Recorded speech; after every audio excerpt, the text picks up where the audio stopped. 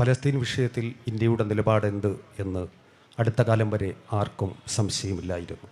എന്നാൽ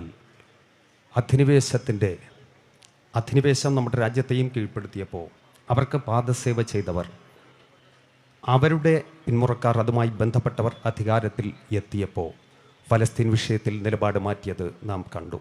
പക്ഷേ ജനാധിപത്യത്തിൽ ജനങ്ങളാണ് പരമാധികാരികൾ എന്നത് പറയാനും പ്രസംഗിക്കാനും മാത്രമുള്ളതല്ല, അത് ബോധ്യപ്പെടാനും അത് നിന്നുകൊണ്ട് അത് ഉയർത്തിപ്പിടിച്ചുകൊണ്ട് പ്രവർത്തിക്കാനുമുള്ളതാണ് എന്നതിൻ്റെ പ്രകടമായ ഉദാഹരണമാണ് ഫ്രീഡം കളക്റ്റീവിൻ്റെ ബാനറിനു കീഴിൽ ഇന്ത്യൻ സമൂഹത്തിൻ്റെ പരിച്ഛേദം എല്ലാവരും ഉണ്ടായിരുന്നു.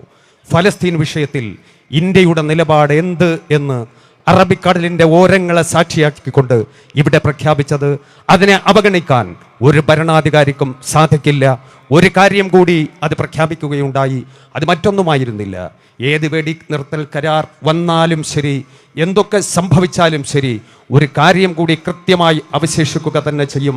ഹിറ്റ്ലറേയും മുസോളിനെയും ഒക്കെ ബഹുദൂരം പിന്നിലാക്കിയ ബെഞ്ചമിൻ നെതന്യാഹു, അതേ പ്രകാരം തന്നെ അദ്ദേഹത്തിന് എല്ലാ ഒത്താശയും ചെയ്തു കൊടുത്തുകൊണ്ടിരിക്കുന്ന ട്രംപ്, ഇവരെ അന്താരാഷ്ട്ര യുദ്ധ കോടതിയുടെ മുന്നിൽ ഹാജരാക്കി വിചാരണ നടത്തി ശിക്ഷിക്കുക തന്നെ വേണം എന്നൊരു സന്ദേശം കൂടി ഇത് മുന്നോട്ട് വയ്ക്കുന്നുണ്ട്.